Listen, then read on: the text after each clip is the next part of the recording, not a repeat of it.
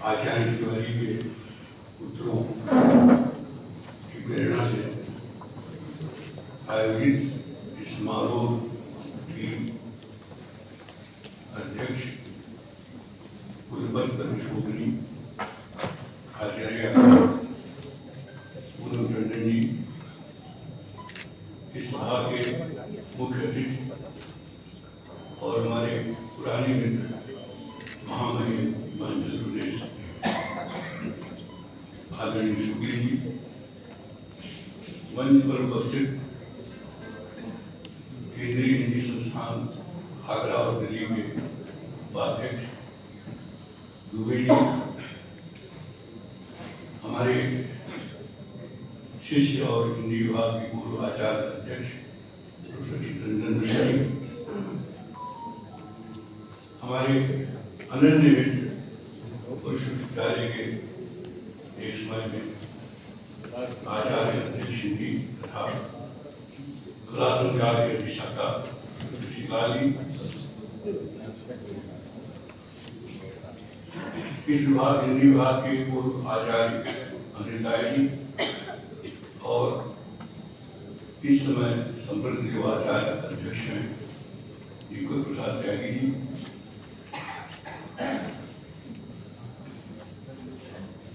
और शायद मंच पर उपस्थित कोई नहीं, सामने बैठे हुए हमारे पांडे जी, अग्रज आचार्य लोग, अनुज आचार्य लोग, शिक्षकगण, प्रेमलत जी, सरवर जी, उनकी परिजन, तिवारी जी के शिष्य बैठे हुए लोग, इस सभा में उपस्थित गणमान्य गोरखपुर के साहित्य प्रेमीजन, मैं तिवारी जी का प्रतिवेशी भी था 2 दिन तक और उनका शिष्य।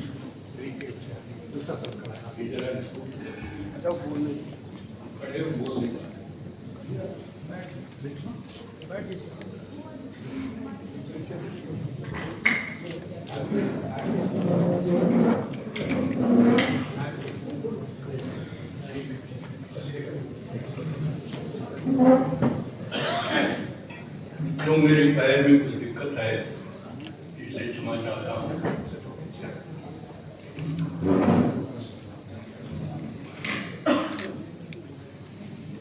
मैं अभी भाग्यशाली हूँ इस माने में कि तिवारी जी का मैं छात्र भी रहा, तिवारी जी के साथ शिक्षक भी रहा और तिवारी जी के घर के दीवार से सटे हुए एक किराए के मकान में मैं रहता भी था।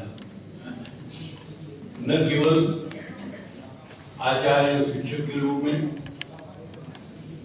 न केवल विद्यार्थी के रूप में, बल्कि कई साल तक बिल्कुल उनके निकट रहने के नाते तिवारी जी को मैं बहुत गहराई से जानता हूँ।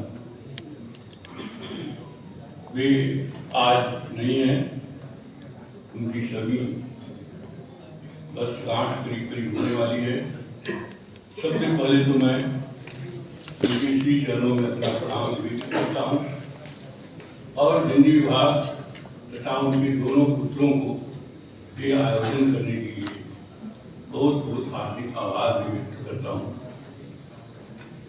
तिवारी जी के विषय में कुछ कहते हुए मुझे रामचरितमानस की कुछ पंक्तियां याद पड़ रही हैं जो उन्होंने राम कथा के विषय में कहा। उन्होंने लिखा है कि वीर हरिहर कवि गोविंद का बानी कहत जात महिमा सकुजानी सो मोसन कर जाय न कैसे, सो मोसन कर जाय न कैसे साख बनिक मणिगुण गण जैसे। जैसे साख का व्यापारी साही के बारे में जान सकता है, मणिगुप्ता के गुणों का उसे कुछ ज्ञान नहीं होता है, ऐसी जानते हैं। चित्रंजन जी ने कुछ विशेषताओं पर प्रकाश डाला। मैंने अपना अनुभव जो किया उन्हें था कि चाहे उनकी विद्यार्थी हों चाहे उनके समानांतर शिक्षक हों, जब कभी तिवारी जी की विद्वता के दर्पण के सामने खड़े होते थे उन्हें लगता था कि आईना बाकायदे आईना दिखा रहा है, और हर अध्यापक ये महसूस करता था कि उसके भीतर क्या क्या कमियां हैं।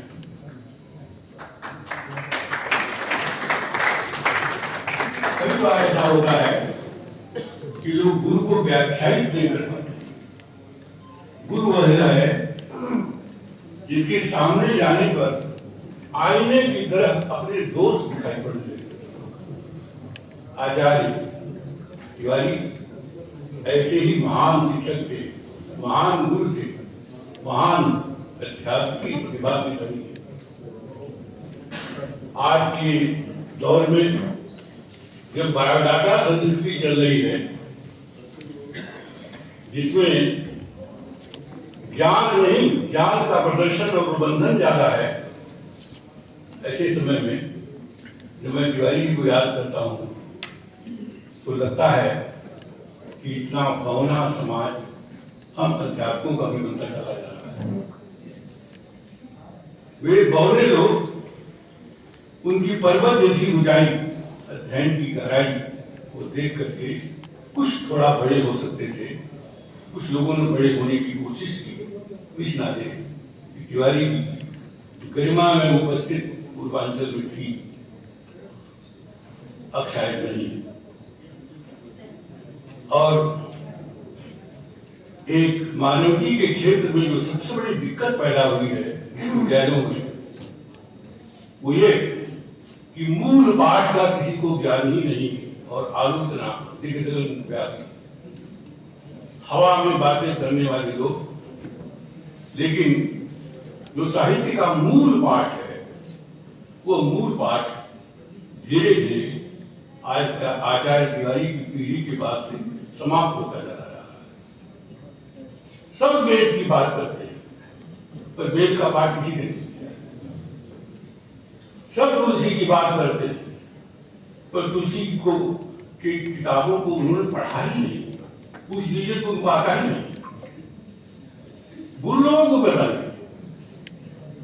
मैंने जैसा कहा कि आचार्य तिवारी हमारे समय के उस समय उन श्रेष्ठ लोगों में से जो पाठ के आदर्श को हमारे सामने प्रस्तुत कर सकते। क्योंकि आपने आलोचना पढ़कर आलोचना की थी, आपने राजनीति के पीछे पीछे चल करके राजनीति कर ली, आपने किसी का पिछवाड़ा पीछे का पैर पकड़ करके आपने व्यापार बढ़ा दिया, अपना अपने को भी उसमें साट लिया। ये साटने की संस्कृति जो वर्तमान में बन रही है, उस साटने की संस्कृति के ठीक विरुद्ध तिवारी जी का जो अध्यापन था, तिवारी जी की जो ज्ञान निष्ठा थी, जो पाठ के साथ उनका प्रेम था, वो अनुकरणीय है, खास तौर से अध्यापकों की। मानविकी इस टेक्नोलॉजी के युग में अत्यंत आवश्यक है।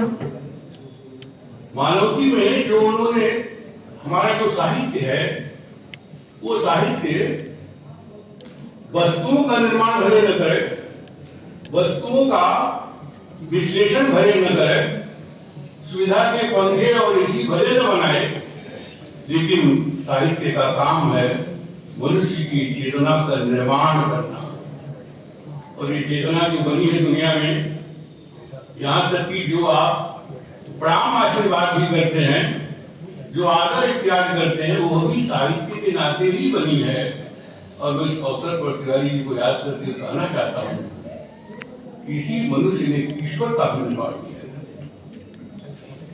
ईश्वर कोई आकाश से नहीं आया, इस मानवता की दुनिया ने इस ईश्वर का निर्माण किया। और उस ईश्वर के निर्माण में जो पंडित परंपरा है, मानवता के क्षेत्र में परंपरा है, उसकी बड़ी भूमिका है। और तिवारी जी अपने समय में मेरे देखे इतने बड़े चेतना के निर्माता थे। इस चेतना की हम सब लोग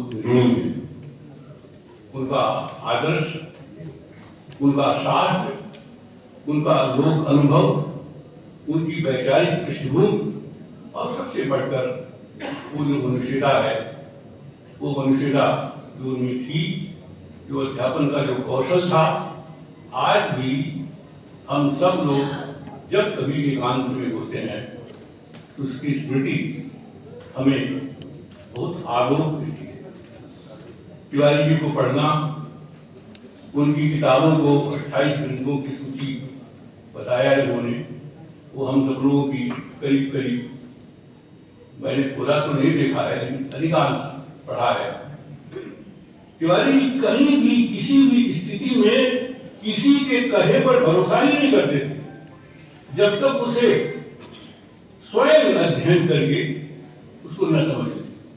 यहां तक कि बड़े बड़े आचार्यों का भी की बात को बिल्कुल नहीं मानते थे जब तक स्वयं उसको कसौटी पर कस न ले। तो इस बात की चर्चा चित्रंजन जी कर रहे थे कि शास्त्र को लेकर के, शास्त्र है क्या? शास्त्र हमारी सिर्फ आंख है, शास्त्र हमारे लिए दर्पण खाई, लेकिन योजना रामहीन दर्पणम तुम कैसे, आंख ही नहीं होगी तो दर्पण में दिखाई कहां से पड़ेगा? जिसके पास लोक की आंख न हो वो शास्त्र कशरी लेकर घूमता रहे, भले वो अध्यापक, वो विद्वान केवल लाइब्रेरी की तरह होता है, सूचना का केंद्र मात्र होता है उसे। और आज तक क्या है, आज तो ऐसी परिस्थिति बन गई है कि विद्यार्थी एक एक नंबर की करते चले जाते हैं, अध्यापक भी हटा देता है, वो अध्यापक हो जाते हैं, अध्यापक हो जाते हैं।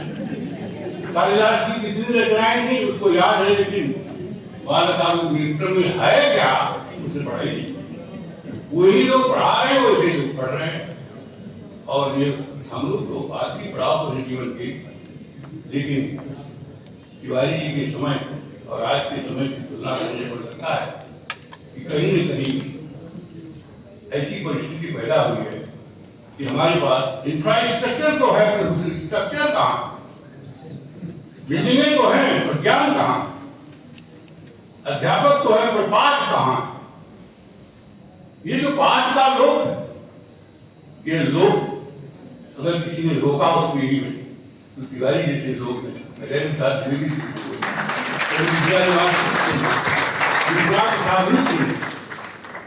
उस पांडित्य की परंपरा को कायम रखा, जो लोग बिना किसी सुविधा के, बिना अच्छी बिल्डिंगों के, बिना अच्छी ई बुक्स के, बिना गूगल के उस समय में किया था। इस रूप में तिवारी जी का स्मरण करने के लिए आज के सभी वरिष्ठ लोगों का, राज्यपाल जी का, उपपति जी का और आप सब नागरिकों का मैं हृदय से स्वागत करता हूँ। और उनका स्मरण हमारे लिए गंध बने, हमारे लिए प्रेरणा बने, हमारे विद्यार्थियों की प्रेरणा बने। न केवल वो बायोडाटा की संस्कृति में लगे रहें, बल्कि उस पाठ की भी संस्कृति में लगे रहें। इस आशा के साथ मैं तिवारी जी से अपनी प्रार्थना व्यक्त करता हूँ। विशेषकर मानवीय के क्षेत्र के अध्यापकों से मेरा इस अवसर पर एक प्रार्थना है कि कम से कम जो दुनिया का पाठ है, वेद से लेकर आज तक, उस पाठ में अपने समय को लगाएं। केवल पुस्तकों से पुस्तक लिख करके बायोडाटा बढ़ाकर कुलपति होने की कोशिश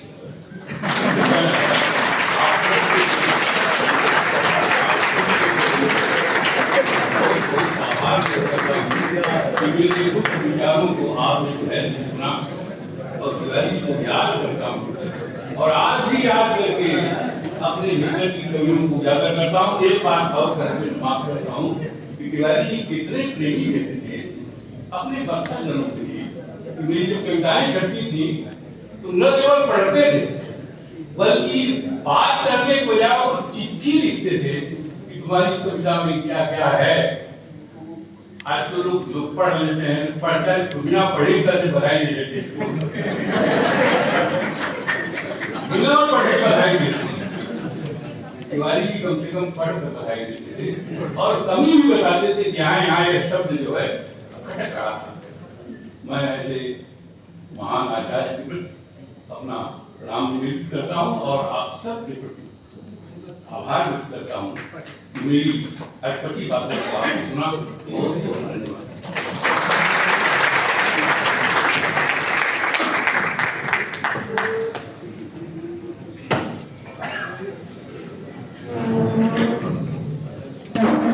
धन्यवाद आचार्य जी। मैं एक बात और कहना चाहता हूँ, हमारे पिताजी हाई स्कूल की परीक्षा बनारस से पास की थी कॉलेज से, और वो बताते थे हमको नागरिक प्राणी सभा की लाइब्रेरी थी, पढ़ने के बाद जब वो जाते थे वहां तब तक वो पढ़ते थे जब तक लाइब्रेरी बंद नहीं होती। हाई स्कूल तक उन्होंने बनारस से पढ़ाई की थी और हाई स्कूल में ही वो नागरिक प्राणी सभा की लाइब्रेरी में जाकर बैठते थे, घंटों बैठते थे, जब तक लाइब्रेरी बंद नहीं होती तब तक वो पढ़ते थे। उन्होंने मुझे बराबर कहते रहते थे कि बेटा पढ़ोगे तभी ज्ञान होगा, और पढ़ो, बड़े परिश्रम से पढ़ो। और मैं एक बात और कहना चाहता हूँ, ऋषि मैडम को बताना चाहता हूँ, 2009 में उनकी मृत्यु हुई और 2010 से उनके नाम पर आचार्य राष्ट्रीय तिवारी स्वर्ण पदक का डोनर मैं हूँ, और हर वर्ष 13 वर्ष हो गया तक, 10 से लेकर 13 वर्ष नहीं हो पाए क्योंकि पूरा भी साल नहीं हुआ था। हर वर्ष विश्वविद्यालय गोल्ड देगा। विश्वविद्यालय महाविद्यालय में हिंदी साहित्य में एवं सर्वाधिक अंक प्राप्त करने के उपलक्ष्य में गोल्ड मेडल राष्ट्रीय तिवारी परिवार देगा। तो बस हम ये कहना चाहते थे कि अब मैं आचार्य सरकार जी को आमंत्रित करता हूँ अपने अंतिम विशिष्ट वक्ता को वे आए और आचार्य रामचंद्र तिवारी जी के बारे में अपील क्या करते हैं। आचार्य सरकार,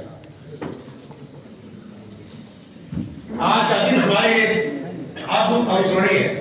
जीवन भर मैं याद करूंगा 4 फरवरी 2024।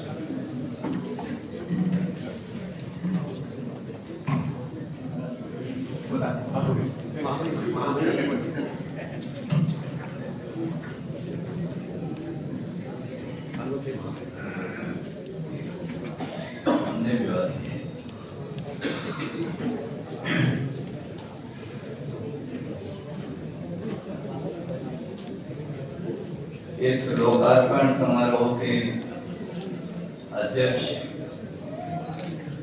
दीनदयाल उपाध्याय गोरखपुर विश्वविद्यालय के कुलपति माननीय प्रोफेसर पूनम टंडन जी, मुख्य अतिथि हिमाचल प्रदेश के राज्यपाल माननीय श्री प्रताप शुक्ल जी, मेरे प्रिय मित्र प्रोफेसर अनंत Mishra ji, professor Surendra Dubey ji, professor Chitranjan Mishra ji, professor Anil Rai ji, जो कि सब लोग हिंदी विभाग के अध्यक्ष रह चुके हैं,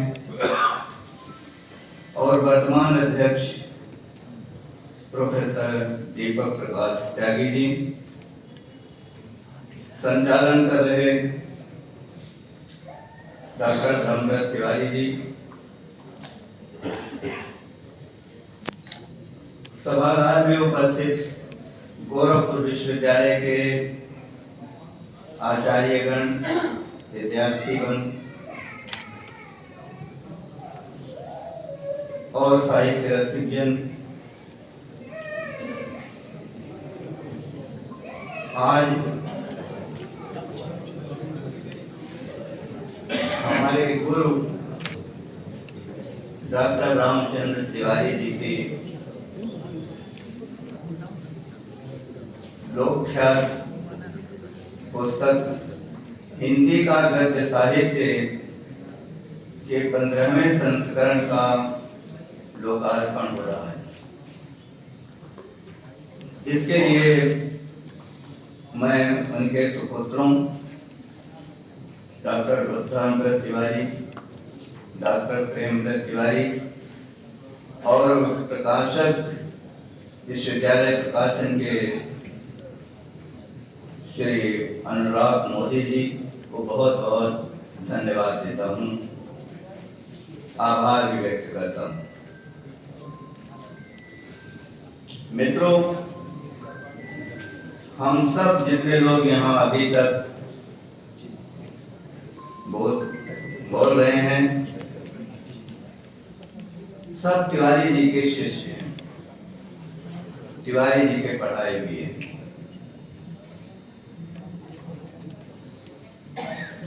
मैं तिवारी जी का विद्यार्थी 1967 में था। साकेत महाविद्यालय से बीए करके यहाँ आया था एमए करने के लिए, और पहले दिन कक्षा में डॉक्टर रामचंद्र तिवारी जी गए। उन्होंने सब विद्यार्थियों से नंबर पूछा कि तुमको कितने नंबर मिले, तुमको कितने नंबर मिले हैं। वो 37 विद्यार्थियों की क्लास थी, 17 छात्र थे और 20 छात्राएं। उनमें मेरा नंबर सबसे ज्यादा था। तिवारी जी ने कहा, क्या नाम है तुम्हारा? बताया। कहां से आए हो? फैजाबाद से, साकेत डिग्री कॉलेज से बीए करके। तो यहाँ क्यों आए हो? गोरखपुर से तो अच्छा था, बनारस हिंदू विश्वविद्यालय, लखनऊ विश्वविद्यालय, इलाहाबाद विश्वविद्यालय, तुमको वहां जाना चाहिए था, गोरखपुर तुम कम से ले आए। मैंने कहा, मैंने हिंदी का गद्य साहित्य पढ़ा है और उसके आधार पर डॉक्टर रामचंद्र तिवारी जी को अच्छी तरह जानता हूं, और उसी के आधार पर मेरे गुरुदेव डॉक्टर राधिका प्रसाद त्रिपाठी ने कहा कि तुम गोरखपुर जाओगे पढ़ने के लिए, क्योंकि वहां आचार्य रामचंद्र तिवारी जैसे प्रोफेसर है।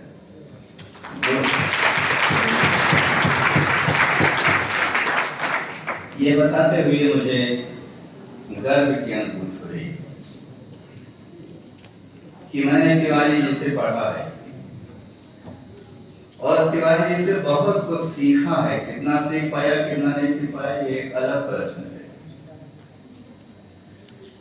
लेकिन तिवारी जी को मैंने एक आदर्श शिक्षक के रूप में, एक आदर्श व्यक्ति के रूप में और एक आदर्श आलोचक के रूप में देखा, समझा है, जाना है। तिवारी जी लाग लपेट की भाषा नहीं जानते थे। वो खरी खरी बातें करते थे। इसलिए तिवारी जी के पास लल्लो चप्पो करने वाले लोगों की कोई गुंजाइश नहीं थी। तिवारी जी न शिकायतें करते थे और न किसी से किसी की शिकायत सुनते थे।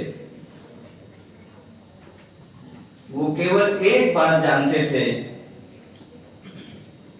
कि वह अध्यापक हैं और जो उनके सामने बैठा हुआ है वो विद्यार्थी है, छात्र है। उनका काम है ज्ञान देना और विद्यार्थी का काम है ज्ञान लेना। ये उनकी अहर्निश एक तरह से चिंता थी। आचार्य हजारी प्रसाद द्विवेदी ने ये लिखा है कि साहित्यकार वही बड़ा ज्ञान प्रदाता हो सकता है जो अपने को दलित द्राक्षा की तरह से निचोड़ कर देते। मैं कहना चाहता हूं कि आदरणीय तिवारी जी ने दलित द्राक्षा की तरह से ज्ञान को निचोड़ कर अपने विद्यार्थियों को दे देने की क्षमता रखने वाले आचार्य थे।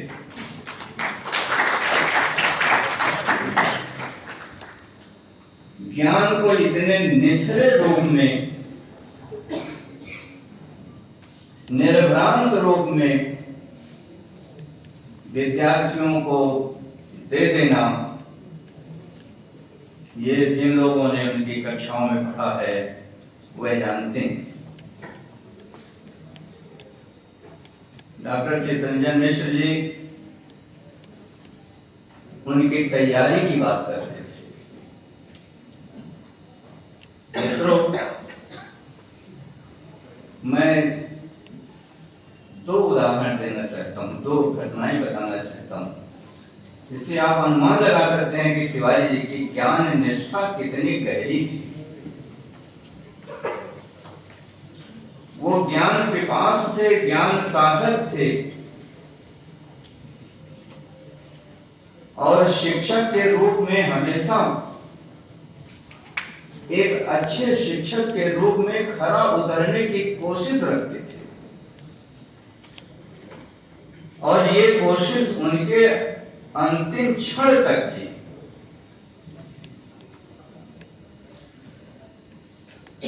एक बार किसी क्लास में जाने के लिए घंटी बजी और तिवारी जी जाने को हुए। स्टाफ रूम में वो जल्दी जल्दी से एक किताब पलट रहे थे। उन्होंने कहा कि डॉक्टर साहब बैठ जाइए, तो उन्होंने कहा नहीं, अभी क्लास में जाना है। तुम सोच रहे होगे कि मुझे क्लास में जाना है और मैं किताब पलट रहा हूं। उन्होंने कहा जी। उन्होंने कहा कि आज मैं व्यस्तता के कारण इसको घर पर देख नहीं पाया जो आज पढ़ाना है। हालांकि मुझे इसे पढ़ाते हुए 20 साल बीत चुके हैं। अब पूछो मैं इसे क्यों पढ़ रहा हूं? क्या मैं जानता नहीं हूं? मैं जानता हूं इसका अर्थ क्या है, इसका मतलब क्या है, लेकिन मैं रोज कक्षा में जाना चाहता हूं नए ज्ञान के साथ, नई जानकारी के साथ। और मैं ये सोचता हूं कि आज अगर मैं देख लेता हूं, अभी मैं देख लेता हूं, तो कभी कभी जानकारी में इजाफा हो जाता है, कभी कभी जानकारी में संशोधन की गुंजाइश बन जाती है। तो इस इजाफे के लिए और इस संशोधन के लिए मैं सतत सचेत रहता हूं। और देखो क्वेश्चन पढ़ाने के अलावा और हमारी और कोई दिलचस्पी नहीं। मैं इतनी साफ गई थी, मैं इस विश्वविद्यालय में एडी बिल्डिंग जल्दी जाता ही नहीं जहां के लोग चक्कर लगाते हैं। और मैं ये आपको बताऊं कि वो एडी बिल्डिंग शायद ही अपनी जिंदगी में 10-20 बार गए होंगे। हमने कभी तिवारी जी को एडी बिल्डिंग में घूमते हुए उस तरह नहीं देखा है जैसा कि अध्यापकों को मैं देखता रहा हूं। ये तिवारी जी का ये तिवारी जी इकबाल के उस शेर को चरितार्थ करते हैं कि खुदी को कर बुलंद इतना कि हर तकदीर से पहले खुदा बंदे से खुद पूछे, बता तेरी रजा क्या है।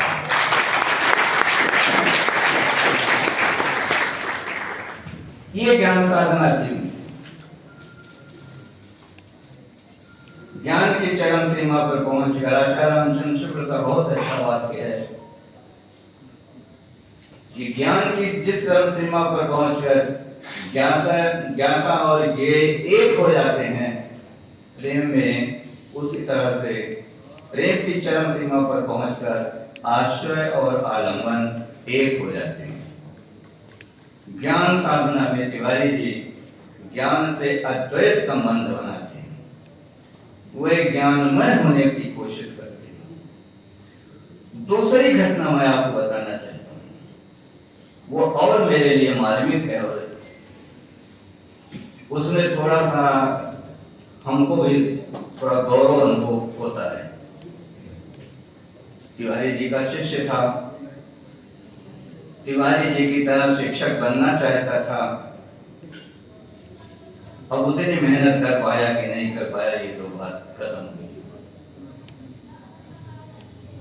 शांति निकेतन में एक पुनश्चर्या पाठ्यक्रम का आयोजन हुआ था और संयोग से मैं और तिवारी जी दोनों लोग रिसोर्स पर्सन के रूप में वहां गए। डॉक्टर प्रेमदत्त तिवारी भी हमारे साथ थे।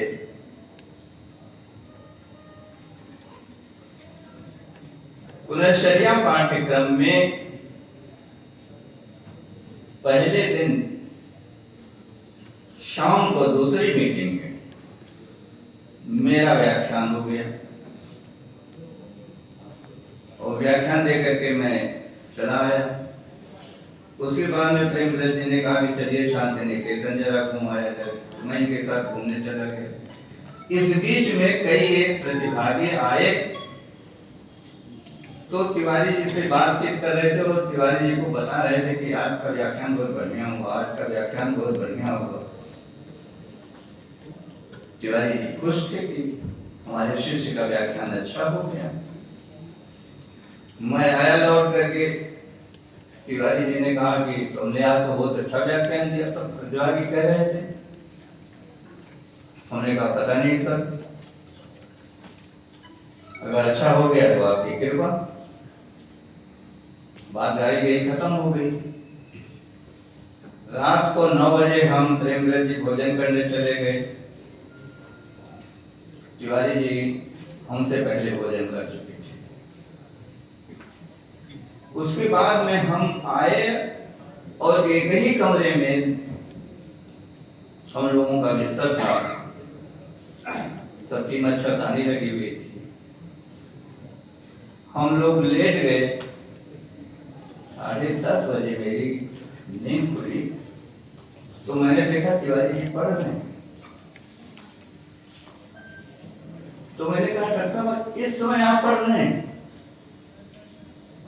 कहा चुप रहो, तुम इतना अच्छा भाषण दे आए हो कि मुझको कल भाषण देना है।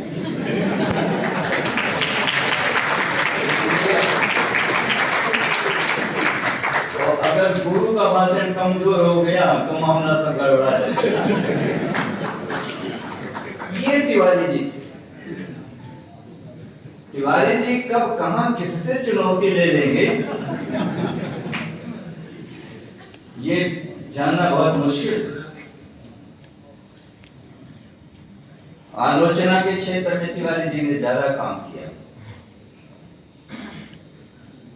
और आलोचना के क्षेत्र में जिस गंभीरता से तिवारी जी ने काम किया है उसको, जिसका उल्लेख चितरंजन जी ने किया है, डॉक्टर नामवर सिंह भी मानते थे। डॉक्टर नामवर सिंह आजादी के बाद के हिंदी आलोचना के शीर्ष पुरुष माने जाते रहे। और मुझे याद आता है कि तिवारी जी के निधन के बाद विश्वविद्यालय प्रकाशन ने अपने प्रकाशन सूची की जो बुलेटिन निकाली थी, उस बुलेटिन में नामवर सिंह की छोटी सी श्रद्धांजलि थी तिवारी जी की। और उस श्रद्धांजलि का एक मार्मिक वाक्य था कि मैं जो लिखता हूँ ये सोचता हूँ कि इसे डॉक्टर रामचंद्र तिवारी पढ़ेंगे।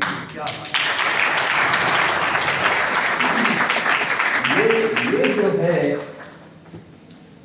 एक बड़ा शीर्ष आलोचक ये सोचते हुए लिख रहा है कि गोरखपुर में बैठा हुआ एक ऐसा विद्वान है, एक ऐसा व्यक्ति है जो मेरे लिखे हुए को पढ़ता है और पढ़ करके चर्चा करता है। तो तिवारी जी अपने इसी गोरखपुर में रहते हुए मुझको यह भी पता है कि तिवारी जी ने बहुत तरह के द्वंद्व फंद कभी जिंदगी में किए ही नहीं।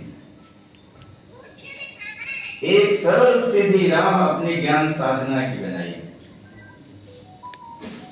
और उस सरल सीधी साधना का सबसे बड़ा प्रमाण यह है कि तिवारी जी ने हिंदी जगत को जितने भी पुस्तकें दी हैं वह सब एक तरह से उनके ज्ञान का निचोड़ हमारे सामने लाती है सामने, और उन्हें पढ़ करके हम निर्भ्रांत दृष्टि प्राप्त करते हैं। तिवारी जी की स्पष्टवादिता को आपको बता दें, इतने स्पष्टवादी कि हम लोगों को कक्षा में एमए में उन्होंने कबीर पढ़ाया और कबीर की भक्ति और आध्यात्म पढ़ाने के साथ साथ कबीर में योग साधना को भी पढ़ाया, योग साधना के रहस्यों को, कुंडलिनी जागरण को, सूरज निरत को, सहस्त्रार्थ को, इन सब चीजों को खूब पढ़ाया, खूब जम के पढ़ाया करीब एक हफ्ते तक। लेकिन आखिरी दिन जब समाप्त किया तो तिवारी जी ने कहा कि देखो ये योग के बारे में मैं कुछ नहीं जानता, मैंने कोई साधना नहीं की है, मैं कोई कुंडलिनी नहीं जानता हूँ, ये सब जाओ किसी साधु संत से पूछो जो साधना करता हो, मैं तो जो लिखा हुआ है उसको पढ़ करके आपको समझा दिया। मित्रों, पढ़ा लिखा हुआ पढ़ करके समझाना भी आसान काम नहीं। किसी चीज को इतना आत्मसात कर लेना, इस रूप में आत्मसात कर लेना कि वो लगे कि उसी का है, ये विद्वत्ता, ये कला, ये प्रतिभा आचार्य रामचंद्र तिवारी की।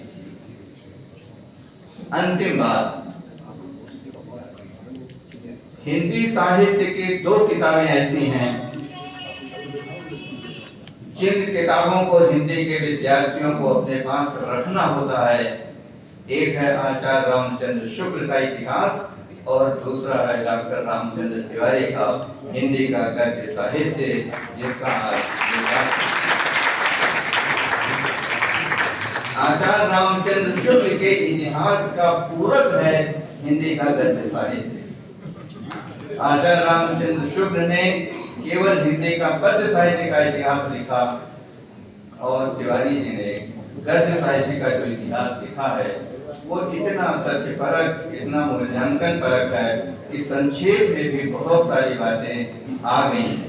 मित्रों, हम लोगों की 5 मिनट बोलने की तो आदत है नहीं, लेकिन यहाँ 5 मिनट 10 मिनट का बंधन महामहिम की वजह से पड़ा हुआ है। इन्हीं शब्दों के साथ मैं आचार्य रामचंद्र तिवारी जी को अपनी हार्दिक श्रद्धांजलि व्यक्त करता हूँ। बहुत बहुत धन्यवाद। तो समय का बहुत प्रतिबंध है, दबाव बहुत है कि हम अपने अतिथियों के प्रति कुछ कहने में असमर्थ है। अब मैं बिना विलंब किए अपने विद्यालय के यशस्वी कुलपति पूर्ण मैडम से अनुरोध करता हूँ कि वे अपने वक्त